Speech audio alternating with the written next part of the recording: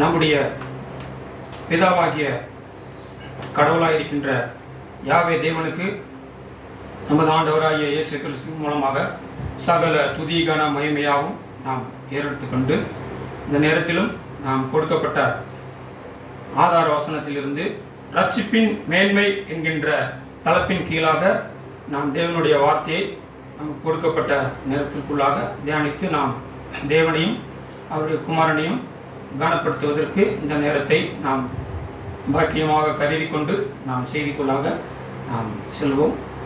பிலிப்பியர் 2:12 ஒரு விஷயோட வாசிப்போம்.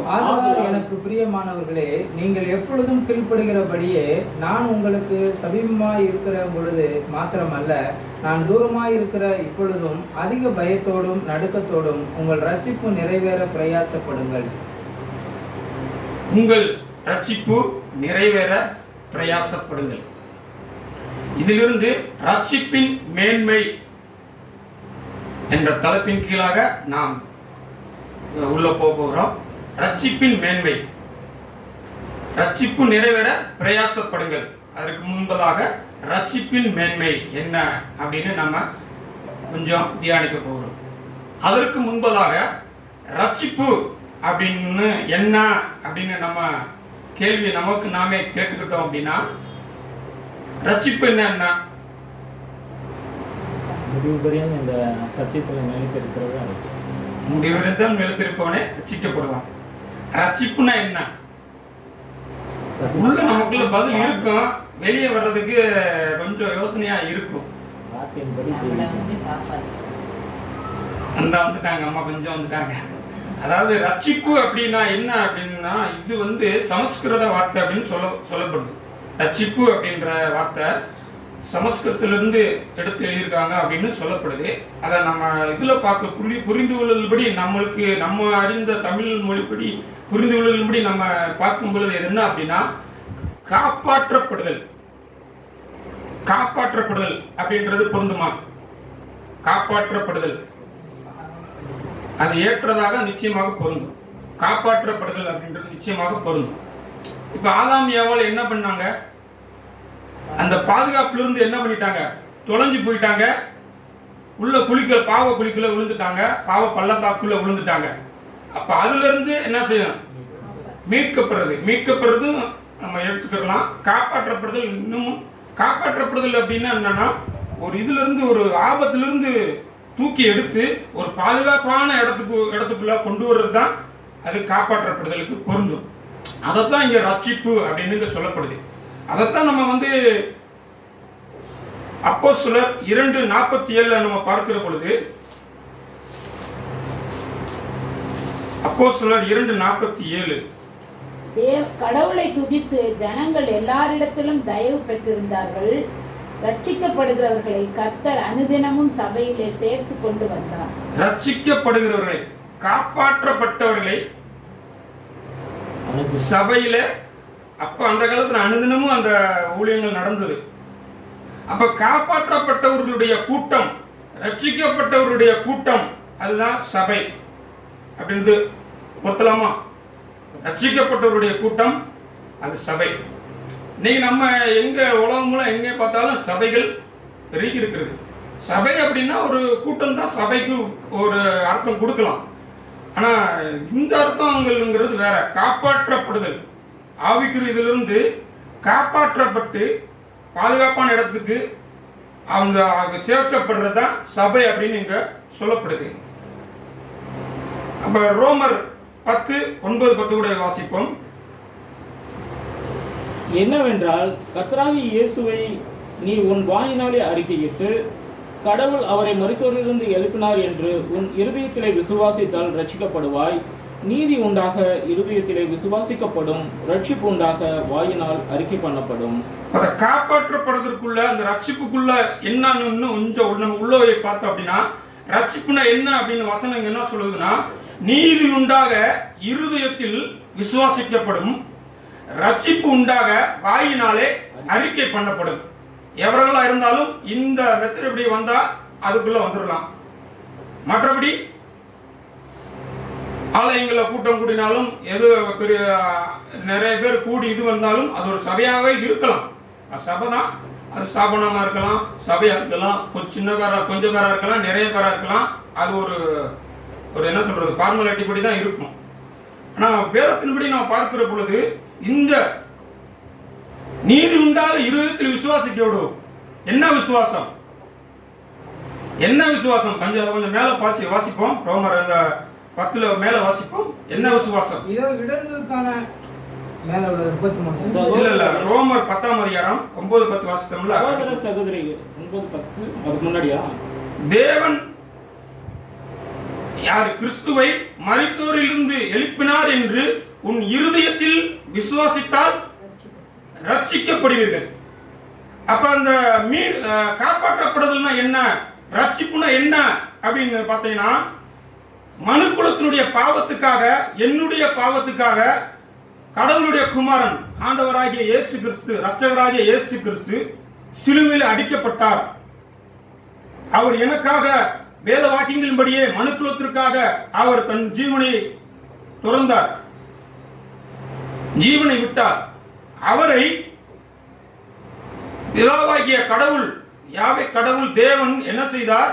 அவரை மரித்தோரிலிருந்து எழுப்பினார் என்று யார் ஒருவர் இருதயத்தில் விசுவாசிக்கிறார்களோ அவர்கள் தான் ரட்சிக்கப்பட்டவர்கள் என்றதற்கு முழுமை பெறுவார்கள், காப்பாற்றப்படுவதற்கு முழுமை பெறுவார்கள். சும்மா ரட்சிக்கப்பட்ட அப்படின்னா எதுக்கோ ஒரு அடையாளம் இருக்கும். ஏதாவது ஒரு கேள்வி கேட்டோம்னா அதுக்கு ஒரு பொருள் சொல்லணும். திருமணம் ஆயிடுச்சு அப்படின்னா டக்குன்னு என்ன செய்வாங்க, கல்யாணம் ஆயிடுச்சுன்னா ஆயிடுச்சு அப்படின்னு சந்தேகம் இல்லாம சொல்லுவாங்க. பதில் உள்ள இருக்கும், அவங்களும் புரிஞ்சுக்குவாங்க. அது போல ரசிக்கப்பட்டீங்களா அப்படின்னா யோசிச்சுக்கிட்டு எல்லாம் இருக்கிறது நம்ம இதாகுது. இந்த விசுவாசம் நமக்குள்ள ஊருக்குதா? எந்த விசுவாசம்? என்னுடைய பாவத்துக்காக மாத்திரமல்ல, ஒட்டுமொத்த மனுக்குலத்துக்காகவும் தேவனுடைய குமாரன் இயேசு கிறிஸ்து அவர் பலியா இருக்கிறார், ரத்தம் சிந்தி இருக்கிறார். அவர் மரித்தார். அவரை தேவன் என்ன செய்தார்? உயிரோடு எழுப்பினார் என்று என்கிறதான விசுவாசம் நமக்குள்ள ஆணித்தரமா வந்திருக்கா? அதுதான் ரட்சிப்பினுடைய அறிகுறி. அதுதான் ரட்சிப்பினுடைய அறிகுறியாக இருக்கிறது. அப்ப அந்த ஆண்டவராக இயேசு கிறிஸ்து எப்படிப்பட்டவர் அப்படின்னு மத்தேயு 1:24 வாசிக்கிற பொழுது, இயேசு என்ற பெயருக்கு தன்னுடைய ஜனங்களுடைய பாவங்களை நீக்கி ரட்சிக்கிறவர் என்று பொருள். அப்ப எதை நீக்குகிறார்? பாவத்தை நம்ம வீட்டு என்ன செய்கிறாரு? நீக்குகிறார். எதுக்குள்ள வந்துருச்சு? நமக்குள்ள வந்துருச்சு. பாவம் நமக்குள்ள எல்லாருக்குள்ளே வந்துருச்சு. எல்லாருக்குள்ளேயும் ஆதாம் ஏவாளிலிருந்து சந்ததி எல்லாருமே அவங்க சந்ததி எல்லாருக்குள்ளே வந்துருச்சு. அப்ப அதுல இருந்து நம்ம என்ன செய்கிறார்? ரட்சிக்கிறவர் இயேசு கிறிஸ்து. இயேசு அப்படின்னா ரட்சிக்கிறவர் என்று பொருள். அப்போஸ்தலர் 4:12 கூட நம்ம வாசிக்கிற பொழுது வாசிப்போம். அந்த ரட்சிப்பு யாரால மட்டும் கிடைக்குது? அவராலே அன்றி வேறொருவராலும் ரட்சிப்பு இல்லை. நாம் ரட்சிக்கப்படும்படிக்கு வானத்தின் கீழெங்கும் மனுஷருக்குள்ளே அவருடைய நாமமே அல்லாமல் வேறொரு நாமம் கட்டளையிடப்படவும் இல்லை என்றார். தேவனுடைய குமாரனாய், ஒரே பேரான குமாரனாய் இருக்கின்ற இரட்சகராகிய இயேசு கிறிஸ்துவினுடைய நாமம் மட்டும்தான் மனுக்குலம் மீட்கப்படுவதற்கு, ரட்சிக்கப்படுவதற்கு கட்டளையிடப்பட்டிருக்குது பிதாவாகிய தேவனால். வேற எந்த நாமமும் கொடுக்கப்படாது. அவங்க மீட்கப்படுறதுக்கு தன்னை தானே சரீரத்தெல்லாம் ஒடுக்கி என்னமோ ஆன்மீகத்துல இறங்கி இது பண்ணி மீட்கப்படுறதுக்கு என்னதான் பிரயாசப்பட்டாலும் அவங்க அடையவே முடியாது. இயேசு கிறிஸ்துவால மட்டும்தான் இந்த ரட்சிப்பை, ஆன்ம ரட்சிப்பை, ஆத்ம ரட்சிப்பை என்ன செய்யணும்? கொடுக்க முடியும். அவருடைய நாமம் மட்டும்தான் கட்டளையிடப்பட்டிருக்கு மனுக்குலத்திற்கு. அவர் அவ்வளவு விசேஷமானவர். பிதாவுக்கு அடுத்த ஸ்தானத்தில் இருக்கக்கூடியவர், பிதாவுக்கு அடுத்தவராக இருக்கக்கூடியவர். யோவான் 1:1 நம்ம வாசிக்கிறோம், ஆதியிலே வார்த்தை இருந்தது, அந்த வார்த்தை தேவனிடத்தில் இருந்தது, கடவுளிடத்தில் இருந்தது, அந்த வார்த்தை தேவனாய் இருந்தது. அப்படின்னா பொருள் இன்னொன்று என்ன ஆகுதுன்னா, மேலானதாக இருந்தது, எல்லாத்துக்கும் மேலான தேவனுக்கு அடுத்து தேவனோடு தான் இருந்தார். தமிழ் ஜீவனோட இருக்கிற பிதாவாகிய தேவன் இருக்கிறார், அவருக்குள்ள இருந்து அவர் எடுக்கிறாரு. அப்ப அவர் என்ன செய்கிறாரு? தேவனா இருக்கிறார். தேவன் அப்படின்னா மேலானவர் என்று பொருள். நம்ம இதுலலாம் பார்க்கிறோம். இது மோசே ஆரோனுக்கு தேவனா வைக்கிறாரு, பார்வோனுக்கு மோசையை தேவனா வைக்கிறார், கடவுளாக வைக்கிறார் அப்படின்றதெல்லாம் நம்ம புரிதலுக்காண்டி நம்ம அங்க பார்க்க முடியும். அப்படின்னா அவருடைய நாமம் மட்டும்தான், ஆண்டவராகிய இயேசு கிறிஸ்துடைய நாமம் மட்டும்தான் நம்ம ரட்சிக்கப்படுவதற்கு, மனுக்குலம் மீட்கப்படுவதற்கு கட்டளையிடப்பட்டு இருக்கிறது. இதை குறித்து தான் நம்ம ரட்சிப்பு என்னன்னு நம்ம புரிஞ்சுக்கிற முடியும். அதற்கு பதிலாக ஏன் எதுல நமக்கு ஆண்டவர் தேவன் வந்து ரட்சிப்பை தருகிறார், அதுக்கப்புறம் எதுல நம்மளுக்கு ரட்சிப்பை தருகிறார், எதுல நம்ம வந்து நிறைவேற பிரயாசப்படணும் அப்படின்னு கொஞ்சம் நம்ம உள்ள போக போறோம். எதுல நம்மளுக்கு தேவன் ரட்சிப்பை கிறிஸ்து மூலமா தருகிறார் அப்படின்னா வாசிப்போம். 2 கொரிந்தியர் 7:1 வாசிப்போம். இப்படிப்பட்ட வாக்குத்தத்தங்கள் நமக்கு உண்டாயிருக்கிறபடியினால் பிரியமானவர்களே, மாம்சத்திலும் ஆவியிலும் உண்டான எல்லா அசுசியும் நீங்க நம்மை சுத்திகரித்துக் கொண்டு பரிசுத்தமாக்குதலை தேவ பயத்தோடு பூரணப்படுத்த கடவோம். மாமிசத்திலும் ஆவியிலும் உண்டான அசுத்தம் அப்படின்னு சொல்லப்படுது. அப்ப அங்க ஆவியை பத்தி சொல்லப்படுது, மாம்சத்தை பத்தி சொல்லப்படுது. அப்ப இடையில உன்னை விட்டு போச்சு, என்னது? வாசிப்போம். லேவியராகமம் 17:11. லேவியராகமம் 17:11.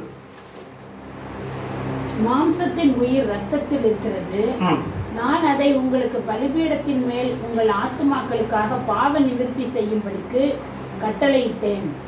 ஆத்மாவிற்காக பாவ நிவர்த்தி செய்கிறது ரத்தமே.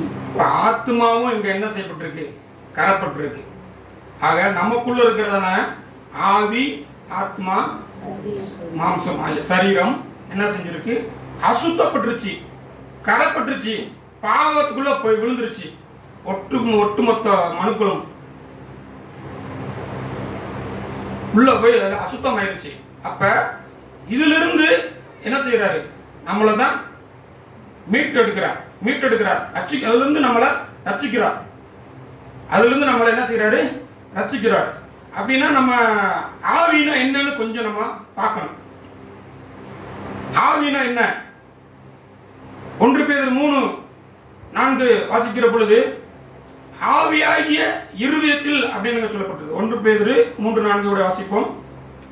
அழியாத அலங்கரிப்பாய் இருக்கிற சாந்தமும் அமைதியிலும் உள்ள ஆவியாகிய இருதயத்திலே மறைந்திருக்கிற குணமே உங்களுக்கு அலங்காரமா இருக்க கடவது. ஆவியாகிய இருதயத்தில் மறைந்திருக்கிற குணம் என்று சொல்லப்பட்டிருக்கு. அப்ப இருதயம் அப்படின்னா இருதயம் என்னன்னு விளக்கம் என்ன சொல்லுது? ஆவியாகிய இருதயத்தில் மறைந்திருக்கிற குணம் ஆவி. முதல்ல ஆதாம உருவாக்கும் பொழுது என்ன செய்தாரு? தேவன் உருவாக்கி மண்ணனால உருவாக்கி சுவாசத்தை அவர் நாசியிலே ஊதுனா அவர் என்ன செய்தார்? ஆதாம் என்ன செஞ்சாரு? ஜீவ ஆத்மாவானார். ஜீவன் அந்த ஆவி, அவருடைய ஆவி, அவர் ஊதுனார். இந்த ஜீவ சுவாசம் உள்ள வந்து ஆத்மானா என்ன? சிந்திக்கக்கூடிய தன்மை, மனம் சார்ந்த அனைத்தும், அது சார்ந்த அனைத்தும் இந்த சரீரமாகிய அந்த மண்ணில் தானே செஞ்சாரு. அதுக்குள்ள செயல்பட ஆரம்பித்து விட்டது.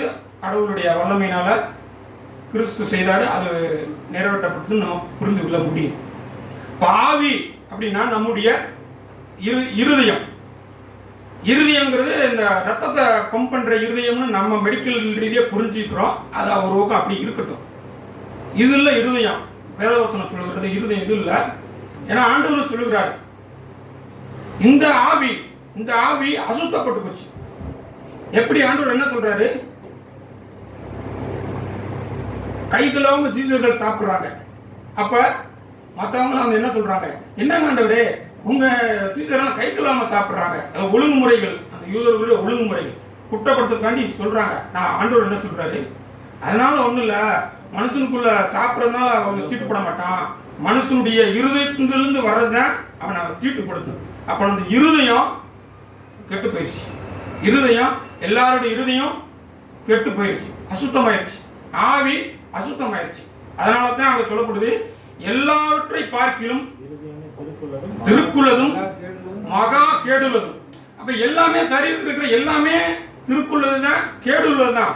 கண்ணு திருக்குள்ளது, கேடுள்ளது. மூக்கு, ஆயி, நாவு எல்லாமே கேடுள்ளது தான். அதை காட்டிலும் இருதயம் மகா கேடுள்ளது அப்படின்னு வசனம் குறிப்பிடுது. அதே ஒரு பாட்டு என்ன சொல்லுது? எல்லாவற்றை பார்க்கிலும் நம் இருதயம் திருக்குள்ளது மகா கேடுள்ளது, திருக்குள்ளது மகா கேடுள்ளது. கொடுத்திடுவோம் நம் இருதயத்தை இயேசுவிடம், இயேசு இரட்சகரிடம். கொடுத்திடுவோம் நம் இருதயத்தை இயேசுவிடம், தேவகுமாரன் இயேசுவிடம்.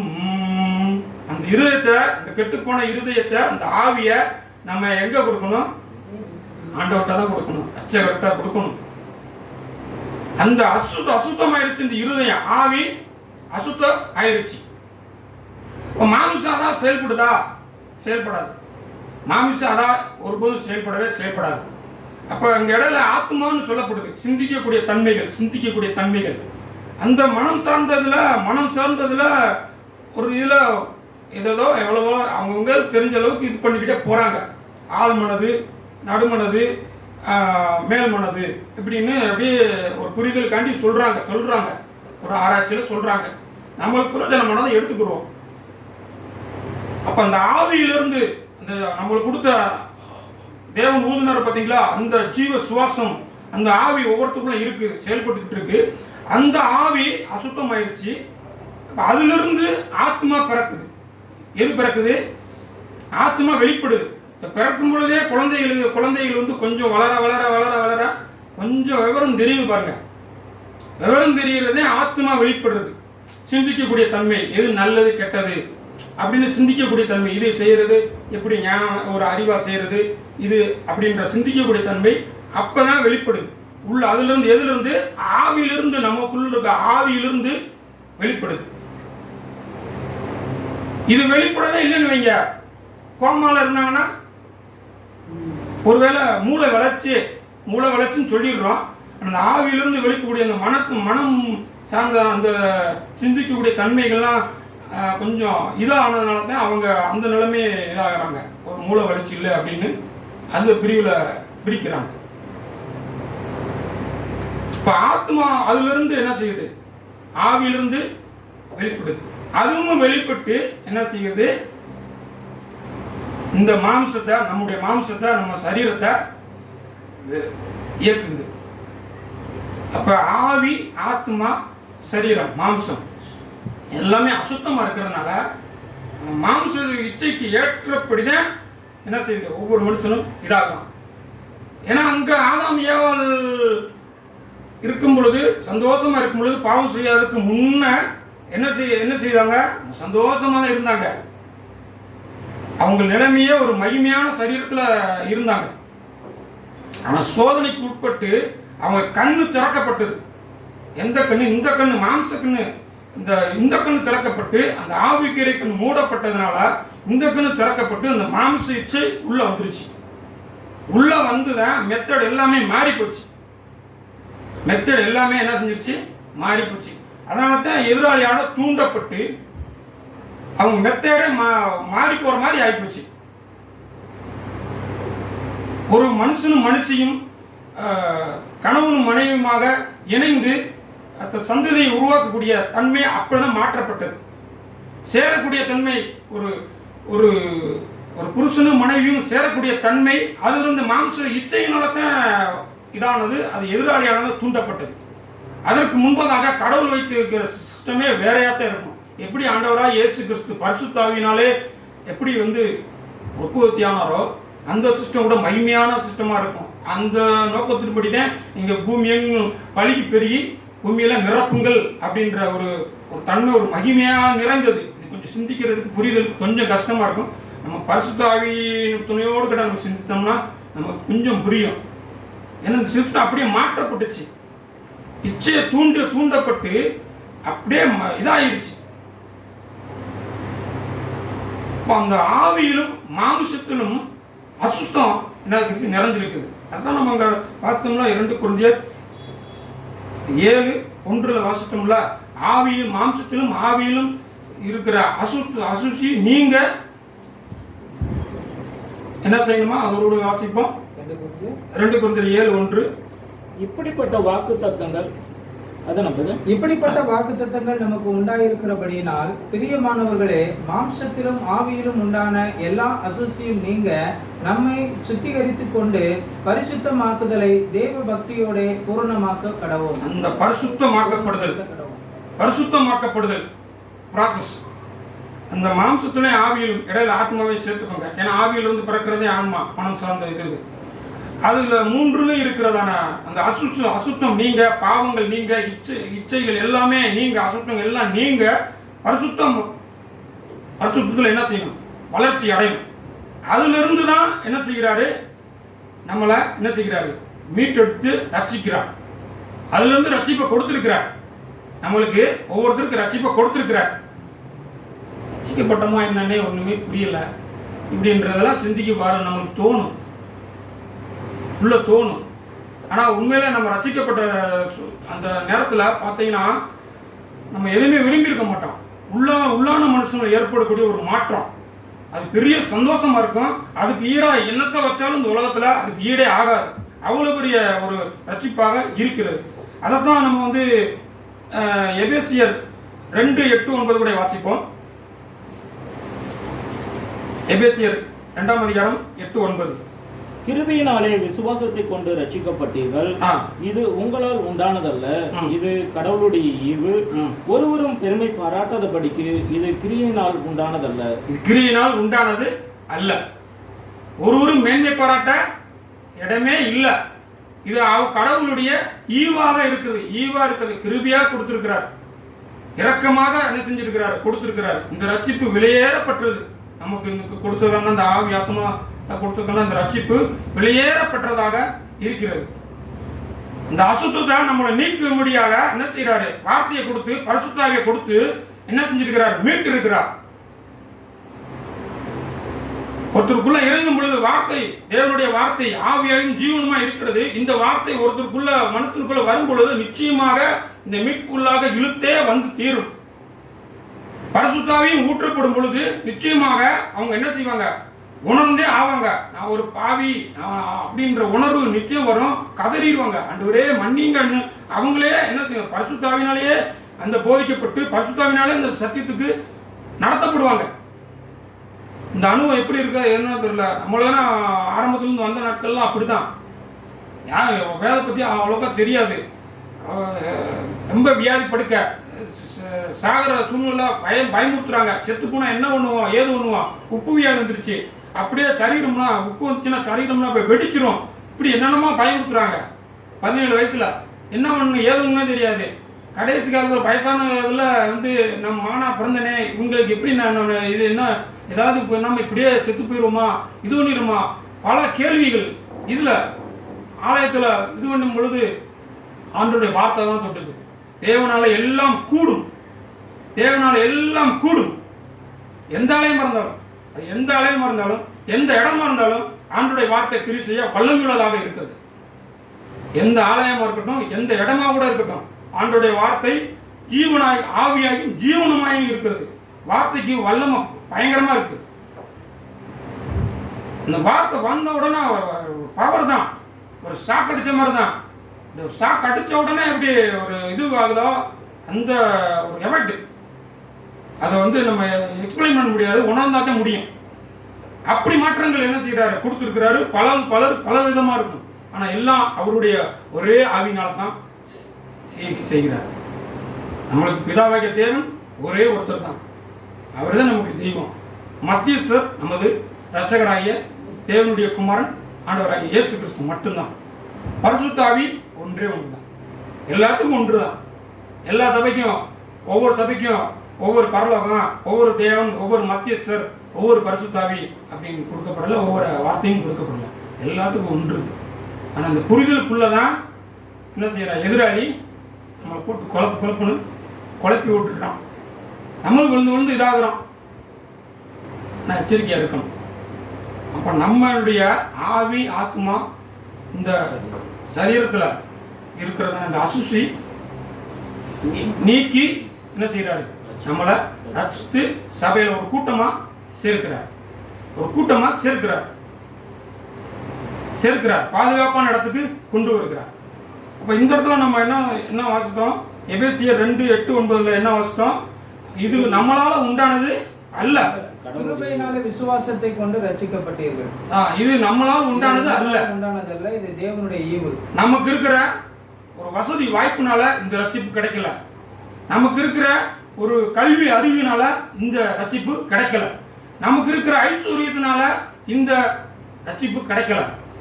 ஆனா அது இருந்தா கடவுளுக்கு மகிமையாகவும் குமரனுக்கு மகிமையாகவும் நம்ம செயல்படுத்தலாம், வேணாம்லாம் சொல்லலாம். அதுக்கு மகிமையாக அந்த உலகத்தில் இருக்கிற வரைக்கும் மகிமையை செலுத்திக்கலாம், அது தேவையில்லைன்னு சொல்லலாம். ஆனா அதனால தான் இந்த வெளியேறப்பட்ட ரட்சிப்பு நமக்கு கிடைச்சிருக்கு அப்படின்னு நம்ம நினைக்க கூடாது. அவருடைய ஈவு, கடவுள் யாரெல்லாம் கொடுத்து முன்குறித்து வச்சிருக்கிறாரோ அவருடைய ஈவு. எல்லாரையும் ரட்சிக்கிறது அவருடைய திட்டம் தான், அது அவருடைய திட்டப்படி நடக்கும். நம்மளை முன்குறித்து ஸ்பெஷலா அழைத்து நம்மளை என்ன செய்யறாரு? உருவாக்கிட்டே இருக்கிறார். அப்ப இந்த ரட்சிப்பினுடைய வெளிப்பாடு என்ன அப்படின்னு நம்ம பார்க்கும் பொழுது மார்க் 16:16 வாசிக்கிற பொழுது அங்க சொல்லப்படுது. 16:16 மார்க் 16:16 விசுவாசம் உள்ளவனாகி ஞானஸ்நானம் பெற்றவர் ரட்சிக்கப்படுவார், விசுவாசியாதவரோ ஆக்கினைக்குள்ளாக தீர்க்கப்படுவார். அப்ப விசுவாசம் உள்ளவனாகி ஞானஸ்நானம் பெற்றவர்கள் என்ன செய்வாங்க? ரட்சிக்கப்பட்டவர்கள். அப்ப இதெல்லாம் ஒரு அடையாளம். எந்த அடையாளம்? நம்ம ரட்சிக்கப்பட்டிருக்கோம் அப்படின்னா நம்ம இது அடையாளம்லாம் பண்ணுவோம். ஒவ்வொரு காரியத்துக்கும் ஒரு இது இருக்குன்னா அது அடையாளத்தை நம்ம எதிர்பார்க்கிறோம்ல, அது மாதிரி நம்ம ரட்சிக்கப்பட்டிருக்கோம் அப்படின்னா நம்ம என்ன செய்வோம்? முதல்ல மனம் திரும்பி நம்ம போய்கிட்டு இருக்க பாதை சரியில்லை. மனம் திரும்புதல் அப்படின்னா டக்குன்னு நின்று நான் போய்கிட்டு இருக்குது, மதுரைக்கு போய்கிட்டு இருக்க பாதை இங்கிட்டு போகணும், நான் பண்ணல இங்கிட்டு பாலக்காடு பக்கம் போனேன்னா தெரியாம போயிட்டேன் அப்படின்னா உணர்வு வந்துருச்சு, டக்குன்னு என்ன செஞ்சிடணும்? உடனே திரும்பிடணும் அப்படின்னா திரும்பலைன்னா வேற மாதிரி தான் போயிடும். அங்கிட்டு போனோன்னா பாசைகள் தெரியாது, அப்புறம் என்னென்னமோ ஆயிடும். அப்ப நம்ம என்ன செய்யணும்? மனம் திரும்புதல் அப்படின்னா டக்குன்னு நம்ம திரும்பிடுறோம். நம்ம வாழ்ந்து கொண்டு இருக்கோம், ஓடிக்கிட்டு இருக்கோம். நம்ம என்ன செஞ்சோம்? அந்த காலத்துல நம்ம புத்தியிலும் ஆவியிலும் இதெல்லாம் அந்த காலத்துல இருந்தோம். டக்குன்னு நம்மளுக்கு மனம் திரும்புதல் ஆண்டவர் ஒரு உணர்வை கொடுத்தாரு. டக்குன்னு நம்ம என்ன செஞ்சோம்? மனம் திரும்பினோம், விசுவாசித்தோம். விசுவாசிக்கிறது நம்முடைய காரியத்துல இருக்கிறது. இருதயத்துல என்ன செஞ்சோம்? நம்ம விசுவாசித்தோம். நான் ஒரு பாவி, சரி இவ்வளவு அக்கிரம விக்கிர ஆராதனையிலையும் கடந்துட்டேன், என்னுடைய ஜென்ம சுபாவமும் தொடர்ந்துகிட்டு இருக்கு, என்னுடைய கர்ம சுபாவம் நான் செஞ்ச பாவமும் எனக்கு தொடர்ந்துகிட்டு இருக்கு. இது தப்பான வாழ்க்கை வாழ்ந்துகிட்டு இருக்கேன், இதுல இருந்து எனக்கு ஒரு மீட்பு வேணும். அப்ப மீட்புறதுக்கு யாருன்னா இவர் ஆண்டவர் தான். அவர் தான் நம்மளுக்கு பலியா இருக்கிறார். தேவனுடைய குமாரன் அவருடைய ஸ்தானத்திலிருந்து இறங்கி வந்து நமக்காக என்ன செய்யறாரு? அவருடைய திட்டப்படி பலியா இருக்கிறார் அப்படின்னு அந்த விசுவாசம் நமக்குள்ள வந்து என்ன செஞ்சிருக்கு? அப்படியே இதாகத்தான் நம்ம என்ன செஞ்சிருக்கோம்? விசுவாசித்து என்ன செஞ்சோம்? நம்ம என்ன செய்யறோம்? ஞானஸ்தானம் எடுக்கிறோம். ஞானஸ்தானம் எதுக்கு எடுக்கிறோம்? பாவ மனுஷன் செத்து உள்ளான மனுஷன் நீதிக்குள்ளாக பிழைக்கிறது. அதுக்கு அடையாளமா ஞானஸ்தானம் மூழ்கி என்ன செய்யணும்? எழுந்து விடுறோம். இது அடையாளம், ரட்சிக்கப்பட்டவர்களுடைய அடையாளமாக இருக்குது. வேதவசனம் சொல்லப்பட்டிருக்கு. ஆண்டவரும் முன்மாதிரியா இருந்தாங்க, சீசர்களும் என்ன செஞ்சாங்க? முன்மாதிரியாக இருந்தாங்க. இது ரட்சிக்கப்பட்டவர்களுடைய ஒரு வெளிப்படையான அடையாளமாக இருக்கின்றது. ஆக நம்ம இப்படியாப்பட்ட ஒரு ரட்சிப்பை தேவன் நமக்கு வந்து கிறிஸ்து மூலமா கொடுத்திருக்கிறார். அந்த கொடுத்திருக்கிறார் அப்படின்னா முழுசா நம்ம ரட்சிக்கப்பட்டோமா? ஒரு கேள்வி. முழுசா நம்ம என்ன செஞ்சிட்டோம்? ரட்சிக்கப்பட்டோமா? அப்புறம் எதுக்கு அங்க நம்ம ஆதார வசனத்துல வாசித்தோம்னா உங்களுக்கு ரட்சிப்பு நிறைவேற பிரயாசப்படுங்கள் அப்படின்னு ஏன் சொல்லப்படுது? ரட்சிக்கப்பட்டோம்னா ரட்சிக்கப்பட்டான் அப்படின்றான். அப்ப ரட்சிப்புங்கிறது தொடர்ந்து நம்ம என்ன செய்யணும்? அதில் நிலைச்சிருக்கணும். தொடர்ந்து நம்முடைய ஆவி ஆத்மா சரீரத்துல என்ன செய்யணும்? ரட்சிப்பை என்ன செய்யணும்? அதை வந்து நம்ம இது பண்ணணும். அதனால தான் வந்து அங்க எழுதுறாரு, என்ன செய்யறாரு? பழைய மனுஷன் என்ன செய்யணும்? உள்ளான மனிதன் வந்து நாளுக்கு நாள் வளர்ச்சி அடைந்து புறம்பான மனிதன் வந்து நாளுக்கு நாள் என்ன செய்யணும்? அவன் ஒளிஞ்சு போகணும், ஒண்ணுமில்லாமல் ஆக்கணும்.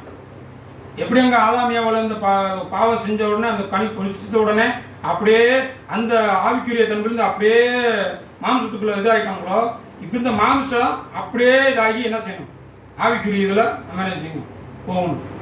அந்த தன்மைக்குள்ள தான் ஒன்றுமில்லை. இப்போ புரிஞ்சிக்கிறதுக்கு ஒரு ஸ்கூலில் போய் சேர்க்குறோம், ஸ்கூலில் போய் நம்ம பிள்ளைய சேர்க்குறோம். சேர்த்து என்னென்ன கேட்குறாங்களோ, என்னென்ன கேட்குறாங்களோ அதை எல்லாத்தையும் கொடுத்து என்ன செஞ்சிடறோம், அட்மிஷன் போட்டு இது பண்ணிடுறோம். அப்போ அதுலேருந்து அவங்க என்ன செய்வாங்க, நான் ஒரு ஸ்கூல் ஸ்டூடெண்ட், நான் ஒரு மாணவன், இந்த பள்ளியின் மாணவன் அப்படின்ற அந்தஸ்தை பெற்றுட்டாங்க. அப்போ அதுதான் நம்ம என்ன செய்யும், ரட்சிப்பை பெற்றுக்கொண்டதுக்கு ஒரு அடையாளம். அதுக்கு அடுத்தது அவங்க செய்ய வேண்டியது என்ன செய்யணும், எடுத்த உடனே முழு பரீட்சை வைக்க முடியாது. எடுத்த உடனே புக்கை கொடுத்து பரீட்சை எழுது அப்படின்னா அவங்க திணறிடுவாங்க. அதனால தான் கொஞ்சம் கொஞ்சமாக இது பண்ணி பரீட்சை, அரை பரீட்சை, இடையில மாத டெஸ்ட்டு இதெல்லாம் வச்சு கடையே முழு பரீட்சைக்கு ஆயத்தம் பண்ணுறாங்க, அடுத்ததுக்கு கடந்து போகிறதுக்கு. அது போல தான் நம்ம ரட்சிக்கப்பட்டுட்டோம். இந்த ஸ்கூலில் சேர்ந்தாச்சு, அட்மிஷன் போட்டாச்சு. இப்போ என்ன செய்யணும், அதை நம்ம இழந்து போய்விடாதபடிக்கு. இழந்து போகணும்னா இழந்து போடலாம், அட்டூழியம் பண்ணி ரொம்ப இது பண்ணி அது பண்ணால் என்ன செஞ்சிருவாங்க, ஸ்கூலை விட்டு இது பண்ணிடுவாங்க. அடுத்து அவங்க ஹெச்எம் இந்த மையில் போட்டாங்கன்னா என்ன செய்யும், எங்கேயுமே சேர முடியாது. அப்படிதானேம்மா, அந்த சிஸ்டம்லாம் இருக்குது. அப்போ அது மாதிரி நம்ம இதாகக்கூடாது. அது மூலதான் நம்ம ரட்சிக்கப்பட்டு இது பண்ணிட்டோம் அப்படின்னா, அதாவது இந்த வேறுபட்ட ரட்சிப்புக்குள்ள நம்ம இது பண்ணியிருக்கோம் அப்படின்னா, மகாபரிசுத்தமான விசுவாசத்துக்குள்ள நம்ம இது பண்ணியிருக்கோம் அப்படின்னா, அடுத்து நம்மளுக்கு இதாக ஆயிடுது. அடுத்து 2ஆம் மரணத்தில் ரொம்ப கேர்ஃபுல்லாக இருக்கணும். அவங்களுக்காவது ஒரு இது இருக்குது, நம்ம ஓட்டுற நம்ம வந்திருக்கிற இதில் ரொம்ப கவனமாக ஓடக்கூடியவர்களாக நம்ம இருக்கணும். ரொம்ப கவனமாக இருக்கணும், ரொம்ப எச்சரிக்கையாக இருக்கணும். நம்ம இதாக ஆகிட்டோம் அப்படின்னா நம்மளுக்கு ரொம்ப கஷ்டமாயிடும். ஏன்னா நம்ம மரிச்சாச்சு. முதல் மரணங்கிறது அதான், அந்த சூழ்நிலை தான். முதல் மரணங்கிறது அதுதான், நம்ம பாவத்துக்கு மரித்து நீதிக்கு அழைச்சாச்சு. கிறிஸ்துவனுடையவர்கள் தங்கள் மாம்சத்தையும் அதன் ஆசை இச்சைகளையும் சிலுவையாகிய தேவனுடைய திட்டத்தில் அரைஞ்சாச்சு. நம்முடைய திட்டத்துக்கு எடுக்கக்கூடாது. மாம்சத்தை எடுத்தா நம்மளுக்கு தான் இழப்பு. மாமிசத்தையும் அதன் ஆசை இச்சைகளையும் என்ன செஞ்சிருக்கு, நம்ம சிலுவையில் அரைஞ்சிருக்கிறோம். இப்போ அந்த அசுத்தத்தெல்லாம் நீக்கிதே நம்ம என்ன செஞ்சுக்கிறாரு, ரட்சிக்கிறாரு. இவ்வளவு அசுத்தம் நமக்குள்ள கிடக்குது. இன்னும் நம்ம உள்ள ரொம்ப மாம்சத்துக்குள்ள போனோம்னா ரொம்ப டீப்பாக தான் அது வேற மாதிரி போகும். அது வேற சப்ஜெக்டை எடுத்தாலும் சரியா வரும். மாம்சங்கள் அப்படி நம்ம அசுத்தப்பட்டு கிடக்குது. அதுல இருந்து தான் நம்ம ஈஸியா என்ன செஞ்சிருக்கிறார், நம்மளை மீட்டெடுத்து வைத்திருக்கிறார். அப்ப இந்த ரட்சிப்புல நம்ம நிலைத்திருக்கணும் அப்படின்னா மத்தேயு 10:22, மத்தேயு 24:13 வாசிக்கிற பொழுது முடிவறிந்தும் நிலைத்திருப்பவனே ரட்சிக்கப்படுவான் அப்படின்னு அங்க சொல்லப்படுது. முடிவறிந்தும் நிலைத்திருப்பவனே ரட்சிக்கப்படுவான். அப்ப முடிவறிந்தும் எதுல நிலைத்திருக்கணும், எதுல நிலைத்திருந்தா அந்த ரட்சிப்பை நம்ம தக்க வைத்துக் கொள்ள முடியும். அவர் வரும்போது வர்ற வரைக்கும் அதை காத்துக்கிட்டு நம்மளும் ஃபுல்ஃபில் ஆகணும். நம்மளும் ரட்சிப்புல என்ன செய்யணும், பூரணம் அடையிறதுக்கு நம்மளும் என்ன செய்யணும், ஒவ்வொன்றா இதாகணும். நம்முடைய ஆவியாத்தம் சரீரத்தில் இருக்கிற இதெல்லாத்தையும் ஒவ்வொன்றா பார்த்து என்ன செய்யணும், இதாகணும். நம்மளை நாமளே திருப்திக்கணும். இது தப்பு, மாம்சத்தில் இப்படி செய்கிறோம், இப்படி செஞ்சுக்கிட்டு இருக்கோம், இது தப்பு. ஒவ்வொரு நாள் நம்ம அலசி பார்க்கணும். ஒவ்வொரு நாள் அதை இருதயத்தை என்ன செய்யணும், படுக்கை தூங்க போகிறதுக்கு முன்னாடி நம்மளே நாமே சரி பார்த்து என்னென்னா நாளெல்லாம் பேசியிருக்கோம், என்னென்னா இது பண்ணியிருக்கோம், என்னென்னா செஞ்சுருக்கோம் அப்படின்னு வார்த்தையை வச்சு நம்ம என்ன செய்யணும், நம்மளை நாமே பரிசோதித்து நம்மளை நாமே திருத்திக்கிறணும். திருத்தி இந்த ரட்சிப்பு நமக்குள்ள என்ன செய்யணும், வளர்ச்சியடைய வைக்கணும். ஆவிக்குரிய மனிதனை வளர்ச்சியடைய வைக்கணும். இந்த சபை கூடி வருதலையும் என்ன செய்யணும், ஒரு ஒத்தாசையாக இருக்கும். ஆரம்ப நாட்களெல்லாம் சபைகள்லாம் அனுதினமும் சீக்கிரம் வந்துடுவார் ஆண்டவர், இப்போ வந்துடுவார். அதனால அந்த ஒரு ஆந்தையிலையும் ஒரு விசுவாசத்திலையும் அதிகமாக என்ன செஞ்சாங்க, டெய்லியும் கூடி என்ன செஞ்சாங்க, தியானம் பண்ணி பலப்பட்டாங்க. அப்போ இப்போ நம்மளுக்கு 2000 வருஷத்துக்கு மேலே ஆயிப்போச்சு, 2025 வருஷத்துக்கு மேலே ஆயிப்போச்சுன்னா நம்ம எந்த அளவுக்கு இதாகணும், எந்த அளவுக்கு நம்ம இதாகிறோம் கொஞ்சம் சிந்தித்து நம்ம பார்த்து இது பண்ணணும். நம்மளும் சரி பண்ண வேண்டியதை சரி பண்ணணும்.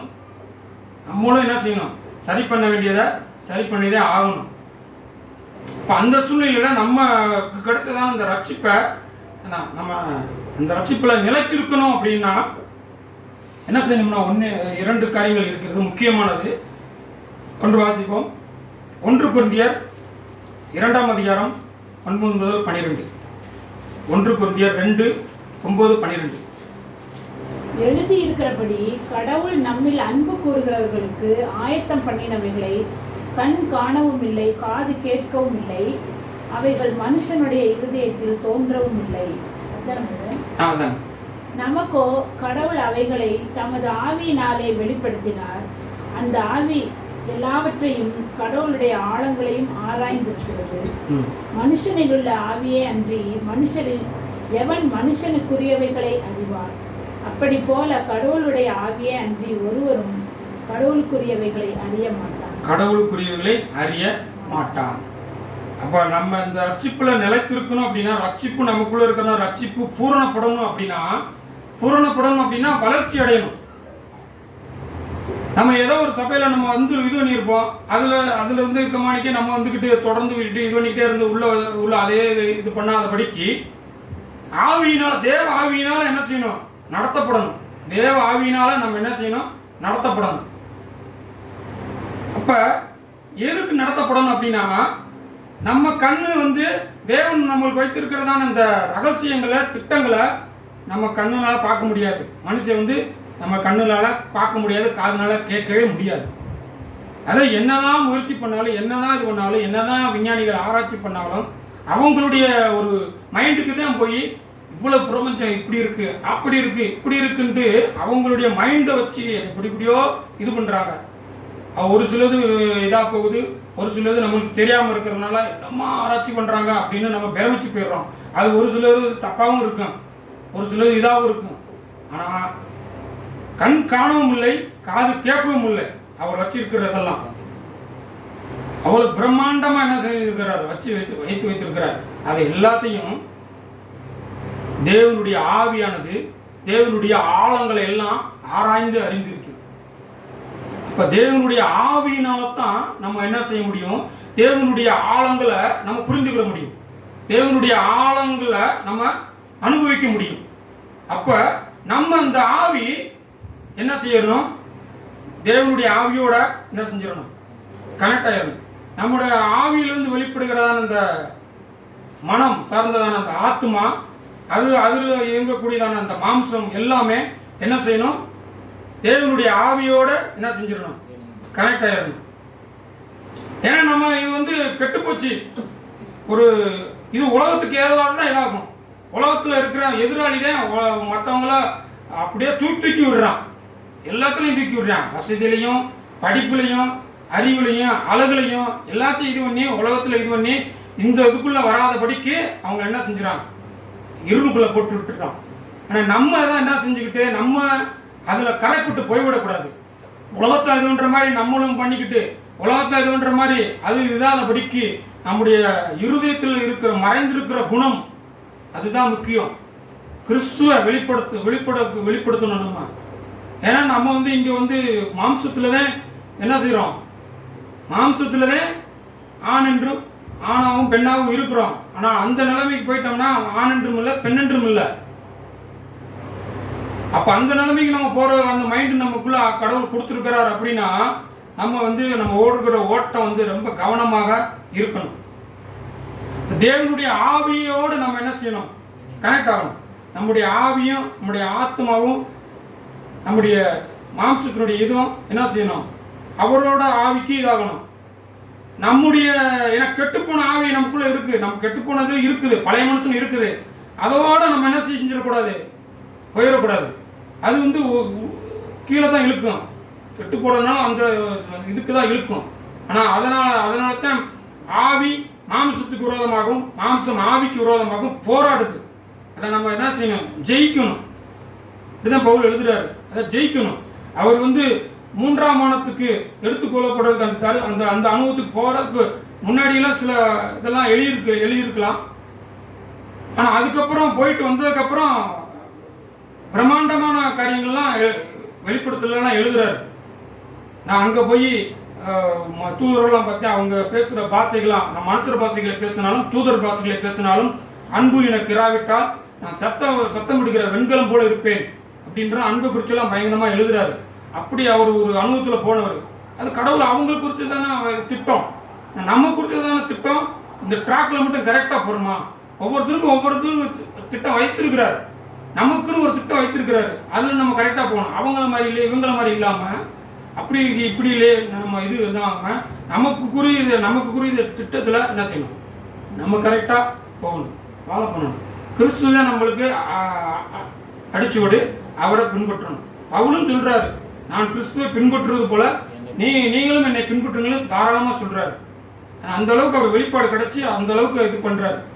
அவர் எபிரேயர் புத்தகத்தில் பார்க்கும் பொழுது எபிரேயர் புத்தகமானது அவர் எழுதினார் அப்படின்றத ஒரு கருத்தெல்லாம் சொல்லப்படுது. அவர் லெட்டர்லாம் மாடல்லாம் இருக்கிறதுனால அதில் பெரிய பிரம்மாண்டமான ரகசியங்கள்லாம் அங்கே சொல்கிறாங்க. விசுவாசத்தை குறித்து ரகசியங்கள்லாம் பார்க்குறோம், எபிரேயத்தில் தான் பார்க்க முடியும். இப்போ இன்னும் அப்போ அவங்க மட்டும் தான் எழுதியிருப்பாங்களா? எத்தனையோ சீசர்கள் எழுதியிருப்பாங்க. நம்மளுக்கு கிடைச்சது இவ்வளோதான், 66 புத்தகம் அப்படின்னு நியமிச்சிருக்காங்க. ஏதோ செலக்ட் பண்ணி நம்மளுக்கு ஆவிக்குரிய ஜீவத்துக்கு இது போதும் அப்படின்னு நியமிச்சு இது பண்ணிக்கிறாங்க. நம்ம சொன்னோம் யாபேசு புத்தகம் இருக்குது, ஏனக்கு புக்கு இருக்குது, இதெல்லாம் சொன்னோம். யாபேசு புத்தகத்தில் இதெல்லாம் இருக்குது, அதெல்லாம் கிடச்சிருக்கு. அதெல்லாம் படித்து பார்த்தோம் அப்படின்னா ரொம்ப பிரம்மாண்டமாக இருக்குது.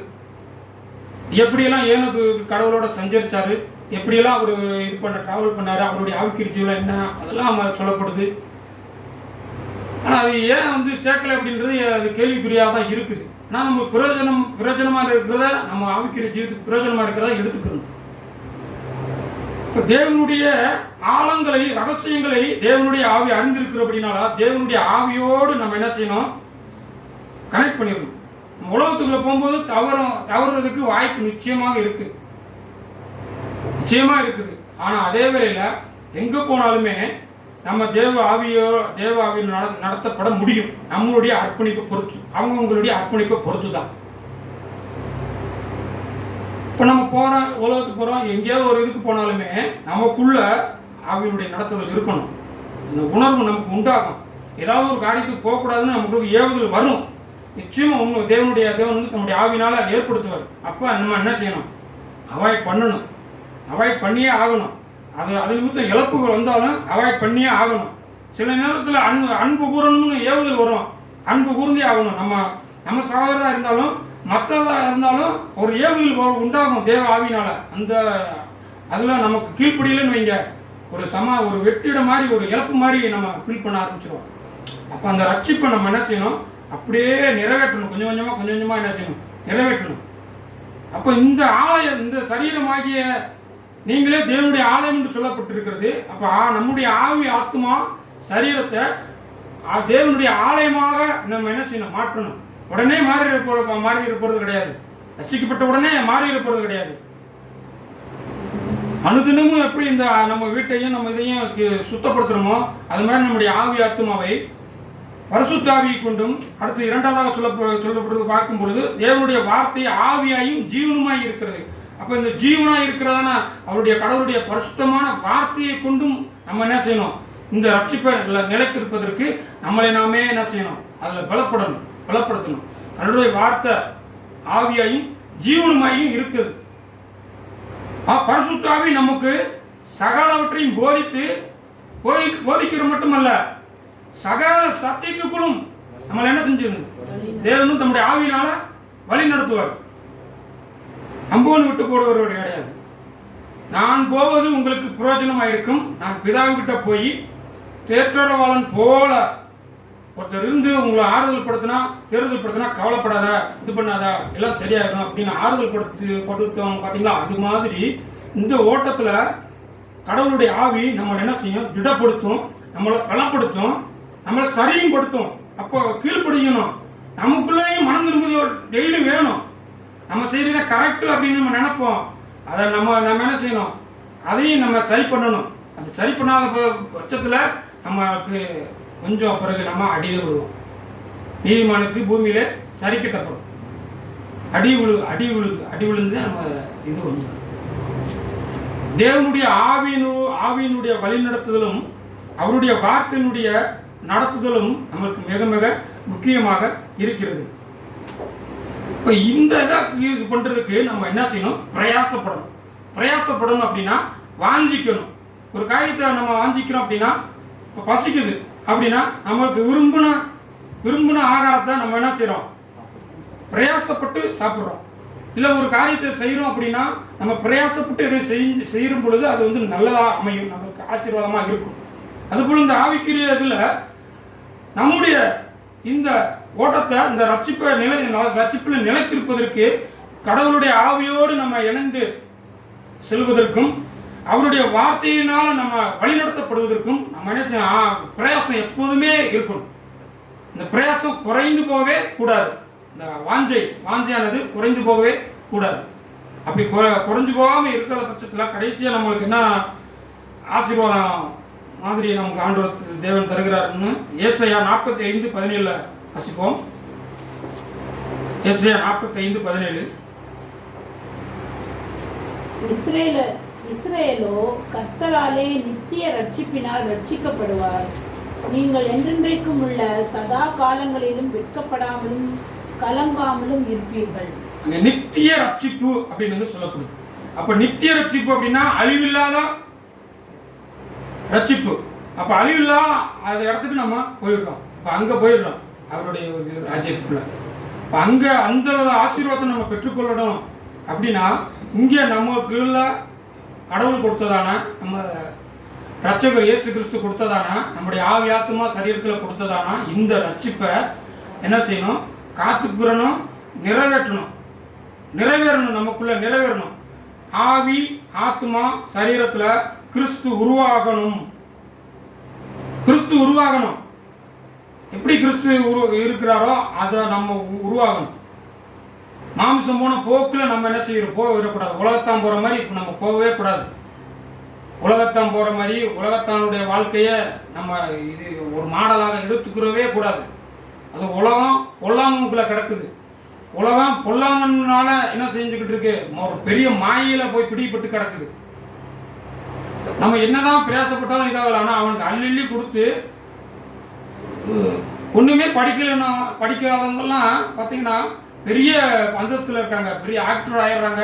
அவங்களுக்கு என்னன்னு பார்த்தா 6 பாஷை தெரியும், அந்த பாஷை தெரியும், இது தெரியும் அப்படின்னு ஒரு பெரிய இதுல போய் தூக்கி விட்டுறான். அது அவனுடைய ஒரு கட்டுப்பாட்டுக்குள்ள இருக்கனால இது பண்றான்.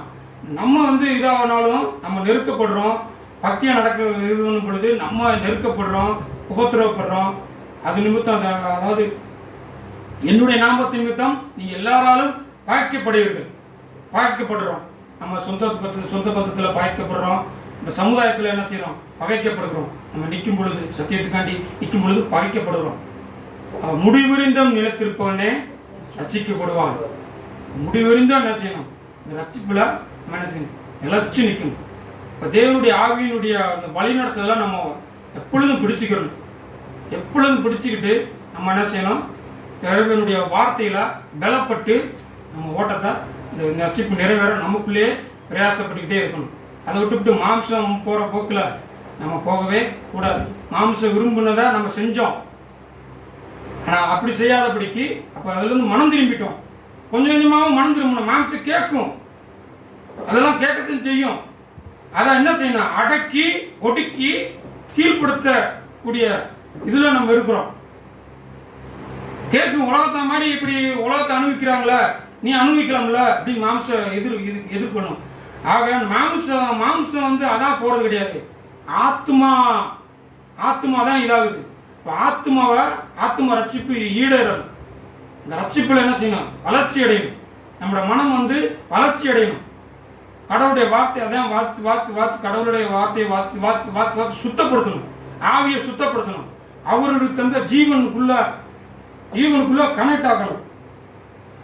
அதுதான் ஜெயிக்கிறது, மரணத்தை ஜெயிக்கிறது. அவர் ஊதின ஜீவ சுவாசம் கெட்டு போயிடுச்சு. அதனால அப்படியே சேர்ந்து மரணத்துக்குள்ள போகுது. கெட்டு போனதுனால மாம்சம் என்ன செஞ்சிச்சு? மாம்சம் கெட்டு போய், ஏன்னா அவன் எதிராளி என்ன பண்ணிட்டான்? இச்சைகளை தூண்டிட்டான். இச்சைகளை தூண்டுறதுனால என்ன செஞ்சுட்டான்? சிஸ்டமே மாற்றப்பட்டதுனால அதுக்குள்ள போயிட்டான். இப்போ அதுலேருந்து நம்ம மீட்டெடுக்கப்படணும். அப்படியே ரிவர்ஸில் வரணும். இப்போ தேவனுடைய ஆவி துணை இல்லாமல் நம்ம ஒன்றுமே பண்ண முடியாது. ஆனால் ஜெயம் கொள்ள முடியும். ஏன்னா நம்மளுக்கு கிறிஸ்து மாதிரியாக இருக்கிறார். அவர் உலகத்தை ஜெயித்தாரு, நம்மளும் உலகத்தை ஜெயிக்க முடியும். உலகம்னா என்னென்னு வசனம் விளக்கம் கொடுக்குது. மாம்சம், அதன் ஆசை, இச்சை உலகம்னு விளக்கம் கொடுக்குது. இப்போ நமக்குள்ளதான் கிடக்கு உலகம். அந்த உலகத்தை என்ன செய்யணும்? நம்ம ஆவி ஆத்மா சரீரத்தில் இருக்கிற உலகத்தை ஜெயிக்கணும். ஒவ்வொரு காரியத்திலையும் உலகத்தை ஜெயிக்க பழகணும். நமக்குள்ள அங்க 1 யோவான் 5:17 வாசிக்க முடியும். 1 யோவான் 5:17 அநீதி எல்லாம் பாவம் தான் என்றாலும் மரணம் மூலோகத்திலே சாட்சியிடுவர்கள் 5:7 பரலோகத்திலே சாட்சியிடுகிறவர்கள் 3 பிதா, வார்த்தை, பரிசுத்த ஆவி என்பவர்களே இம்மூவரும் ஒன்றாய் இருக்கிறார்கள். பூலோகத்திலே சாட்சியிடுகிறவர்கள் 3 ஆவி, ஜலம், ரத்தம் என்பவைகளே இம்மூன்றும் ஒருமைப்பட்டிருக்கிறது. ஆவி, ரத்தம், ஜலம். இது புரிஞ்சுக்கிறதுக்கு பெரிய சப்ஜெக்ட் எடுத்தது நமக்கு புரிஞ்சு எப்படி தெரியல. நான் ஒரு சொல்லி முடிக்கிறேன். ஆவி, ரத்தம், ஆவி, ஜலம், ரத்தம். ஆவி, ஜலம், ரத்தம். இப்போ நமக்குள்ளதான் ஓடிக்கிட்டு இருக்கு. நமக்குள்ளதான் ஓடிக்கிட்டு இருக்கு மாம்சம். ஆவி, ஜலம். ஆவி நமக்குள்ள இருக்குது, ஜலம். இதைத்தான் எப்படி இதாகுதுன்னா, நம்ம சரீரத்தினுடைய இதை என்ன பண்றாங்கன்னா, வாதம், பித்தம், கபம் இப்படின்னு இது பண்றாங்க. மருத்துவத்தில் இதில் போனால் அது கரெக்டான சரியான மருத்துவங்க அப்படின்னா இதை நாடி பிடிச்சு பார்க்குறாங்க. அதை ஓரளவுக்கு நிதானிப்பாங்க. துடிப்பு இருக்கு பாருங்க. துடிப்பு நம்ம எல்லா இடத்துலையும் பார்த்தோம்னா துடிப்பு இருக்கும். இங்கே மணிக்கட்டில் துடிப்பு இருக்கும். நம்ம காட்டும் துடிக்குது. எல்லா இடத்துலையும் எல்லா இதுலையுமே துடிப்பு வைத்திருக்கிறார். அப்போ அந்த துடிப்புங்கிறது அது வந்து ஒரு ஆவி. ஜலம், இது 3 சேர்ந்தா தான் நம்ம நமக்குள்ள ஓடிக்கிட்டு இருக்குது. ரத்தம் வந்து ஜீவனுக்கு சமானம்னு சொல்லப்படுது. ஜீவனுக்கு சமானம் அப்படின்னு சொல்லப்படுது. ஆனா நம்ம உயிர் வந்து எதுல இருக்குன்னு சொல்லப்படுது? ரத்தத்தில் இருக்கு. அதனால ரத்தத்தை சாப்பிடாதீங்க. அது சாப்பிட்டா என்ன ஆகும்? அதனுடைய இதெல்லாம் இங்க அசுத்தமாயிரும். அதனுடைய எஃபெக்ட் எல்லாம் உள்ள வந்துடும். அதனால ரத்தத்தை இதாதீங்க ஒதுக்கி வைக்க சொல்றாரு. ஆனா பலியிடுதல் வரைக்கும் என்ன செஞ்சோம்? மாம்சத்தெல்லாம் நம்ம என்ன செஞ்சோம்? புசிச்சுக்கிட்டு இருக்கோம். இப்போ நம்ம நம்ம விருப்பப்படி இது பண்றோம். ஆனா அதுக்கு நமக்கு உகந்ததா இருக்குதா அப்படின்னு நம்ம கொஞ்சம் அலசி பார்க்கணும். இந்த தன்மை தான் நமக்குள்ள என்ன செஞ்சிருக்கிறது? மூன்றும் நமக்குள்ள என்ன செஞ்சுக்கிட்டு இருக்கு?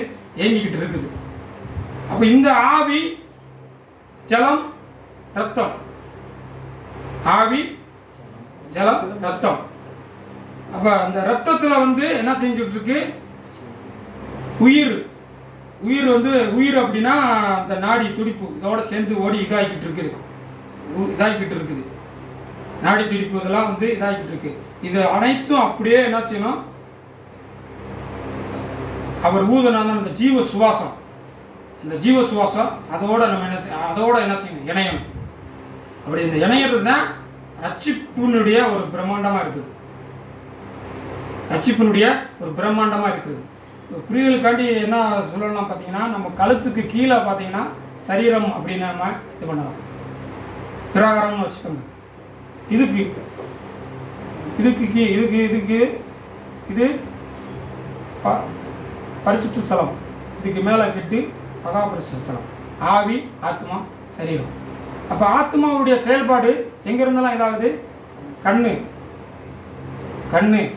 மூக்கு, வாய், நாவு, காது, உணர்வு, இந்த ஐம்புலன்கள் அப்படி எல்லாமே எல்லாம் செயல்படுது. இப்போ ஆவியிலிருந்து நம்ம ஆத்மாவுடைய பிறக்குது. ஆத்மா பிறக்குது.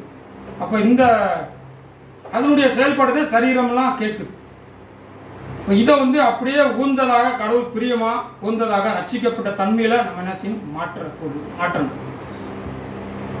நமக்கு ஏத்தாப்படி நமக்கு ஒவ்வொருத்தருடைய ரத்தம் வித்தியாசமா பிளட் குறிப்பு வச்சு குரூப், அந்த குரூப் இந்த குரூப்னு பிரித்து வச்சிருக்காங்க. அப்படி அந்த ரத்தம் வந்து உயிர் ஜீவன் எல்லாம் ஓடிக்கிட்டே இருக்குது. அது என்ன செய்யுது, அப்படியே பிரியுது. மரணம் இதாகும் போது பிரியுது.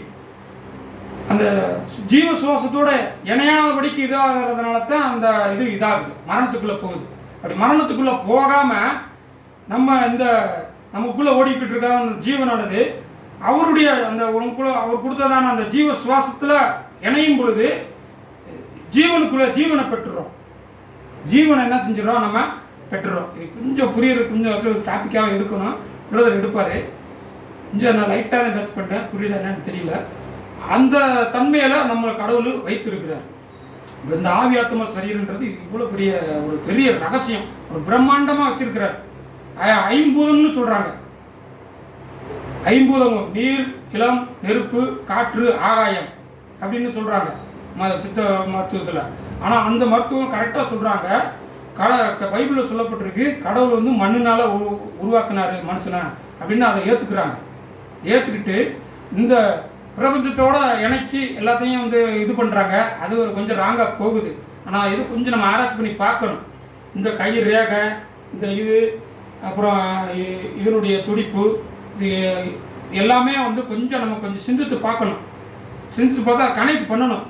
கொஞ்சம் ஆவியோடு கூட நம்ம கனெக்ட் பண்ணோம்னா கொஞ்சம் நம்மளுக்கு விளங்கும். அவங்க வேற மாதிரி போயிடுறாங்க. அவன் எதிராளி குழப்பி விட்டு வேற மாதிரி தூசை திருப்பிடுறான். பஞ்சாங்கம் அது இது, நல்ல நேரம் கெட்ட நேரம் அப்படிக்கு திருப்பி விட்டுடுறான். அந்த அம்மா கொஞ்சம் எல்லாத்தையும் இது பண்ணதுனால என்ன சொல்கிறாங்க, இந்த பிரபஞ்சத்தில் ஆகாயந்தான் நிறைய இருக்குது, காற்று கொஞ்சம் அதுக்கு கொஞ்சம் கம்மியாக இருக்குது, நெருப்பும் அதுக்கு கொஞ்சம் இதாக இருக்குது, அப்புறம் நீருக்கு இதாக இருக்குது, மண்ணு கொஞ்சமாக தான் இருக்குது. ஆனால் மனுஷனுடைய உடம்புல அப்படியே ரிவர்ஸில் இதாகுது. மண்ணு தான் நிறைய இருக்குது. ஏன்னா நம்ம சரீரம் பூரா மண்ணு தான், மண்ணு தான் நிறைய இருக்குது. அப்புறம் அப்படியே நீரும் இருக்குது, நெருப்பு இருக்குது, ஆகாயம் இருக்குது, ஆகாய முத்திரன்றாங்க, ஆகாயம் இருக்குது, காற்று இருக்குது. இது இணைஞ்சி இதை வந்து வாதம் பித்தம் கபத்துக்கு பிரிக்கிறாங்க. 3 பிரித்து இது பண்ணுறாங்க. 3 தன்மை. அதுதான் அந்த நாடி திருப்பி பார்த்து இதனுடைய வாதம் பித்தம் கபம் இது வந்து அப்படியே சீராக இருந்தால் தான் நம்மளுக்கு அப்படியே நார்மலாக இருக்கும். ஏதாவது ஒன்று கூடுனாலும் குறைஞ்சாலும் அதுதான் வந்து நோயாக மாறிடுது. இந்த தன்மையில் கடவுள் நம்மளை அழகாக படைச்சிருக்கிறன்னு வசனம் சொல்லுது. அப்போ இதை நம்ம இந்த அப்படியே நம்ம என்ன செய்யணும், வசனத்தை வச்சு அப்படியே சுத்திகரித்து தேவ ஆவியில் நம்ம என்ன செய்யணும், ஒப்பு கொடுத்து சுத்திகரித்து அதை நம்ம என்ன செய்யணும், நமக்குள்ள இருக்கிற அந்த ரட்சிப்பை நிறைவேற ஒவ்வொரு நாளும் முடிவறிந்து அவர் சந்திக்கிற வரைக்கும் என்ன செய்யணும், பிரயாசப்படணும். இதுதான் இந்த இவ்வளவு வெளியேறப்பட்ட ரட்சிப்பு ஒரு மேன்மையாக இருக்கின்றது. இந்த ரட்சிப்பை நம்மளுக்கு இருக்கிற எந்த ஒரு இதுலையும் தரல, கடவுள் கிருபியாக நம்மளுக்கு என்ன செஞ்சிருக்கிறாரு, கொடுத்துருக்கிறாரு. நம்ம இன்னும் உள்ளே போனோம்னா இன்னும் ஒரு புரிந்து கொள்ளுதலுக்கும் உபதேசத்துலேயும் ரட்சிப்பு நம்மளுக்கு தேவை. அதனால தான் இப்போ அநேக சபைகள் பார்த்தீங்கன்னா நல்ல பக்தியாக இருக்கவங்க இருக்காங்க, ரட்சிக்கப்பட்டவங்களாம் இருக்காங்க, நிறைய பேர் இருக்காங்க, ஊழியம் செய்கிறவங்களும் இருக்காங்க. நாகர்கோவிலில் நான் ஏற்கனவே சொல்லியிருப்பேன், ஒரு ஊழியக்காரர் 25 வருஷத்துக்கு முன்னாடி கேம்பஸ் கிறிஸ்டியன் மினிஸ்ட்ரியில் இருக்கும் பொழுது அவர்கிட்ட ஊழியம் செய்யும் பொழுது அவர் கொஞ்சம் நோயப்பட்டதுனால கடந்த நாட்களில் போய் பார்க்க போயிருந்தேன். அவர் வந்து ஒரு பிரசங்கத்தில் யூடியூப்பில் பேசுகிறாரு. அவர் என்ன சொல்கிறாரு, பிதாவாக இருக்கிறாரு, குமாரனாகவே இருக்கிறார் கடைசி வரைக்கும் அப்படின்ற பாயிண்ட்ஸ் சொல்கிறாரு.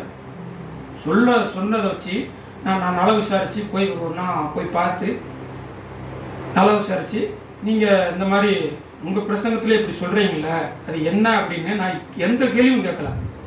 அவங்களே முத்தாக நம்ம விசுவாசத்தை அப்படியே சொல்கிறாங்க. பிதாவாக தான் இருக்கிறார் சிவகுமார், பிதாவாக இருக்கிறார். அவர் வந்து அவருக்கு அழிவே இல்லை. தீமோத்தேயுல வாசிக்கிறோம்ல, அவர் சாவாமை உள்ளவர், ஒருவரும் சேரக்கூடாதவர்களை வாசம் பண்ணுகிறவர், அவராக தான் இருக்கிறார். குமாரனாக இருக்கிறார்.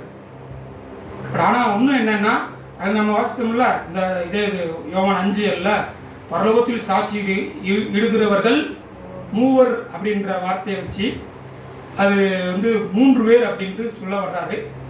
பரிசுத்தாவிக்கு ஆவியானவர்னு சொல்ல வர்றாரு. ஆனால் இப்போ எல்லாத்துக்கும் மொழிபெயர்ப்பு பண்ணிக்கிட்டு இருக்கிறாரு. அவர் எபிரேயத்திலேருந்து பைபிள் ஃபுல்லாக மொழிபெயர்ப்பு பண்ணுறாரு. நானும் சொல்லிட்டு தான் வந்தேன். எங்கள் ஐக்கியத்தில் இருக்குன்னா எங்கள் கோயம்புத்தூர்லேயே எங்கள் ஐயா ஊழியக்காரங்க ஐயா இருக்காங்க. அவங்கள வந்து பைபிள் டிரான்ஸ்லேட்டர் இதில் மெம்பராக இருக்காங்க. அவங்களும் இருக்காங்க. அவங்களோட செஞ்சு தான் ஊழியம் பண்ணுறாங்க அப்படின்னு சொல்லிட்டு இது பண்ணி வந்திருக்கேன். அவனும் இப்போ முடிக்க போகிறாரு. பைபிளை வந்து இது பண்ணுறாரு. அந்த ஆராய்ச்சியில் அவருக்கு வெளிப்பட்ட வெளிப்பாடு ரொம்ப ஆச்சரியமாக இருக்கு. நான் எந்த கேள்வியுமே கேட்கல, அப்படி இது பண்ணுறாரு. ஆனால் அதை எடுத்து அப்படியே இது பண்ணுறாரு. மூவர்னு சொல்லப்படுதுல, அப்போ நம்ம நம்புறது அது வாஸ்தவமான ஒன்றாத்தான் இருக்குது. இந்த இதை நம்ம எடுத்துக்கணும். அடக்குக்குடி இருக்குது. நம்ம விளைவிக்கிறோம். அவங்க சொல்லும் போது இது பண்ணிக்கிறலாம். நம்ம மூவர்னு நம்ம சொல்ல வரல. அவங்க அப்படி இது பண்ணுறாங்க, மூவர் அப்படின்னு இது பண்ணுறாங்க. ஆனால் திருத்துவம் இல்லைன்றாங்க. திருத்துவம் வந்து இல்லைன்னு தான் சொல்கிறாங்க. அவங்க மூவர் அப்படின்னு சொல்ல வர்றாங்க. அந்த இதை வச்சு இன்னும் வேற ஒரிஜினல் பைபிள்லேருந்து எபிரேயத்துலேருந்து கொஞ்சம் இது பண்ணனால என்ன ஏதுன்னு சொல்லி அவர் டிரான்ஸ்லேட் பண்ணுறாரு. அதை பண்ணதுக்கப்புறம் என்ன ஏதுன்னு சில காரியங்கள் டிஸ்கஷன் பண்ணலாம் அப்படின்னு சொல்லிட்டு நான் வந்துட்டேன். இப்படி இருக்கிறது தேவன் வந்து நம்முடைய ஆவியினால் யாரெல்லாம் எப்படியா நடத்துகிறார், நிச்சயமாக அவர் நடத்துவார். ஆனால் நம்ம ஓட்டத்தை நமக்கு கடவுள் கொடுத்ததுனா ரட்சிப்பா நம்ம என்ன செய்யணும், காத்துக்கிறணும். நமக்குள்ளே அதை என்ன செய்யணும், நிறைவேற்றணும். இந்த ஆவி ஆத்மா சரீரத்தில் இருக்கிற அசுத்தி எல்லாத்தையும் என்ன செய்யணும், நீக்கணும். டெய்லியும் என்ன செய்யணும், நீக்கணும், சுத்திகரிக்கிறது. நான் வச்சாதான் ரட்சிக்கப்படுது. 4 நாள் ரட்சிக்கப்பட்டு நிறைவேற பிரயாசப்பட்டு அவருடைய ராஜ்யத்தில் நம்ம என்ன செய்யணும், சேர அவருக்கு நம்மளுக்கு கொடுக்குறதான என்னென்ன ஆசீர்வாதம் வச்சிருக்கிறாங்களோ ஓட்டத்துக்கு தகுந்த அப்படி அந்த ஆசீர்வாதத்தை நம்ம பெற்றுக்கொள்வதற்கு நம்ம வாஞ்சியுள்ளவர்களாக அவருடைய திட்டத்தின்படி நம்ம தொடர்ந்து ஓட கடவுள் தாமே தேவன் தாமே அவருடைய குமரன் மூலமாக நம்முடைய ஆவியை கிருபையும் அளவில்லாமல் நமக்கு தந்து உலகத்தில் எங்கே இருந்தாலும் அவருடைய பிள்ளைகளுக்கு கொடுத்து நம்மளை ஆசீர்வித்து வழிநடத்துவார்கள்.